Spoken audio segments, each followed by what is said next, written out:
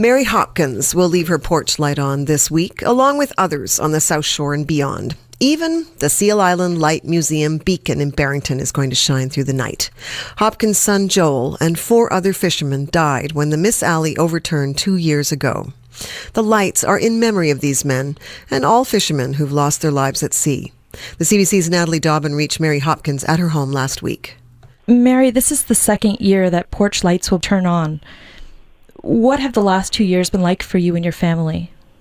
I suppose if you'd ask any mom or dad who've lost a child, they probably would not know quite how to answer either. But it's been hard. It's harder than we ever thought you could imagine it to be when you lose a child.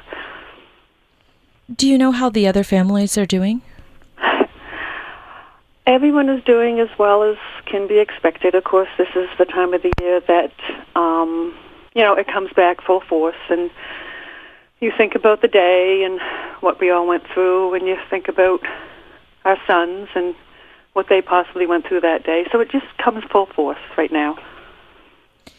How is the community healing? I'm going to guess and say a lot of the fishermen will talk about all the guys aboard the boat. They are there for the families. I guess talking about them is probably about the best thing, and remembering them and the funny things about them, and like I said, again, just being there for a lot of the family. It's amazing how much you would think of them from the time you go to bed, from the time that you wake up. You go through your day, you do your meals, you do your wash, you go to work, you do all that, but there's so many things. And of course the other moms and dads will tell you this, and friends.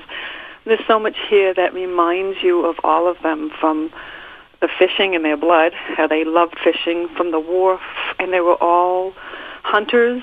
So when you hear or see camouflage, you think of them, they all played sports. Not all of them, the majority of them played sports. When you hear a dirt bike go by, when you go by their houses, it's just a constant reminder, and it's bittersweet. So, yeah, we think of them a lot. There are so many memories, particularly with Joel, because he was a character. I remember just one in particular when he was younger. I would say he was probably 8 or 9, and his sister Holly came in my room and said, "Mom," it was in the middle of the night, he said, "Mom, I think Joel's gone." I said, "What do you mean gone?" Like there's nothing but woods behind us, and there is a railroad track. He had heard some music playing, and he climbed out his window, and he walked through the woods, and he followed down the track until he found the house that the music was at, and he had to go in and see what was going on and talk to everybody. And, of course, we're in a panic, wondering where he is, but as usual, when we worried about Joel, he was always off having a good time. So that was just one of the many things there's so many memories about Joel, so many. Just last week, we heard the fishing boat, the Poseidon Princess, sank, but the 4 people that were on board survived. What was it like for you to hear that story? You just thank God that they were found, that it was good for them. What a wonderful outcome for their families. You wouldn't want anybody else to go through what we had gone through. So thank God that everything turned out good for them. Those fishermen managed to get their immersion suits on when they realized what was happening. After the sinking of the Miss Alley, have there been more discussions about safety? One thing in particular, I know that they were saying the survival suits are quite cumbersome to put on, and they're hard to put on quickly. And then they said about perhaps we should try making sure we can get them put on.